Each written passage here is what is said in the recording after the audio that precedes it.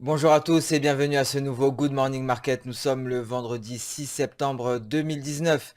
Hier, nous avons assisté à la seconde séance en territoire positif, seconde séance consécutive. Et aujourd'hui, les indices européens et américains sont attendus dans le vert pour la troisième fois de suite.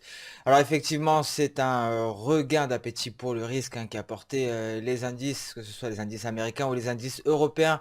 Tout d'abord, la probable reprise des négociations en octobre, mais également des statistiques en provenance des États-Unis qui rassurent et ont permis donc à Wall Street de clôturer en territoire positif et en Europe. Les indices évoluent également dans le vert aujourd'hui, mais c'est principalement le NFP qui devrait confirmer cette troisième séance de hausse consécutive en Europe, mais également aux États-Unis. Nous allons passer sans plus tarder au calendrier économique du jour. Nous avons d'ores et déjà pris connaissance des prix de l'immobilier résidentiel au Royaume-Uni à 11 heures. Nous prendrons connaissance du PIB en zone euro pour le second trimestre.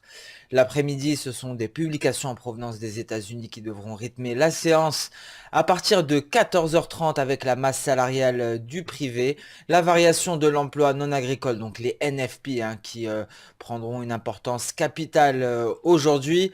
À la même heure également, le taux de chômage et au Canada, la variation nette d'emploi à 14h30 et à 16h, l'indice des directeurs d'achat et enfin à 18h30 le discours du président de la Réserve fédérale américaine, Jérôme Powell.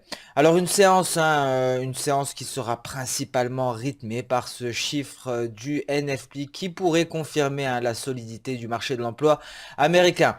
Nous allons passer sans plus tarder à la plateforme Xstation 5, devant vous une représentation graphique du dollar index, donc le billet vert face à un panier de 6 devises majeures.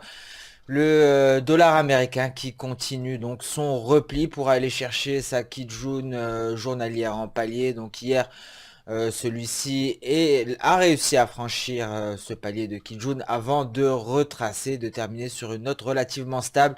Le dollar américain en début de séance est en repli. L'euro-dollar évolue donc en territoire positif au-dessus de sa Tenkan et pourrait aller chercher ses prochains objectifs à la hausse, notamment les indices 70 derniers remparts avant ce fameux palier de Kijun que l'euro-dollar n'est pas parvenu à venir tester hier.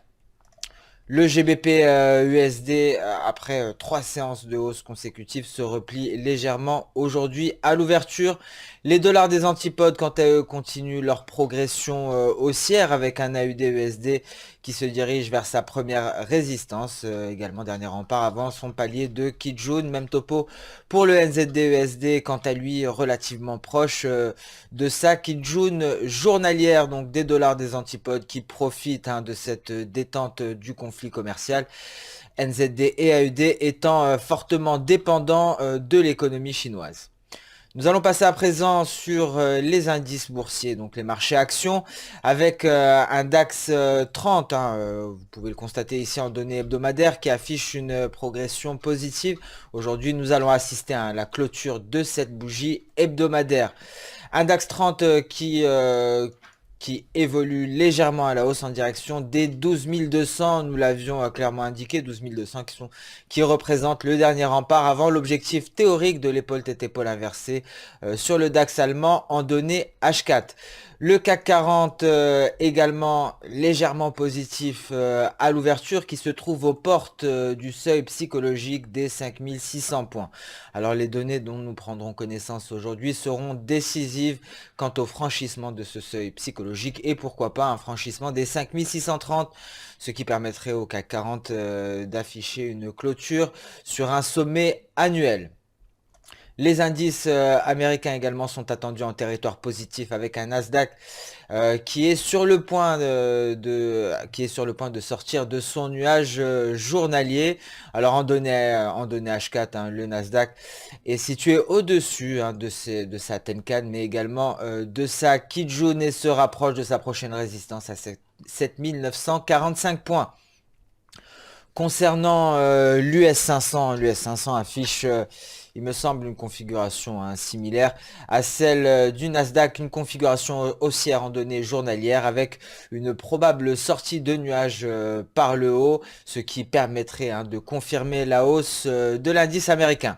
Nous allons passer à présent sur le volet des matières premières et nous allons débuter par l'or. L'or qui se replie, cela est dû à un retour de l'appétit pour le risque des investisseurs qui délaissent donc les valeurs refuges comme le métal précieux, comme l'or, et se ruent vers les actifs risqués. Donc l'or est actuellement en train de tester le bas de ce canal haussier et se situe toujours au-dessus de son support et de son seuil psychologique à 1500 dollars l'once. L'argent, à l'image de l'or, se replie fortement et pourrait aller chercher ici son palier de Kijun en données journalières. Le pétrole, après une séance plutôt volatile la veille, est en léger repli, mais se situe toujours au-dessus des 60,65 $ le baril de Brent, ce qui correspond à son support journalier et un prolongement de ce palier de Kijun. Ce Good Morning Market touche à sa fin. Je vous remercie de l'avoir suivi avec attention. Je vous donne rendez-vous dès lundi pour un nouveau point marché. En attendant, je vous souhaite une excellente séance de trading, une bonne journée.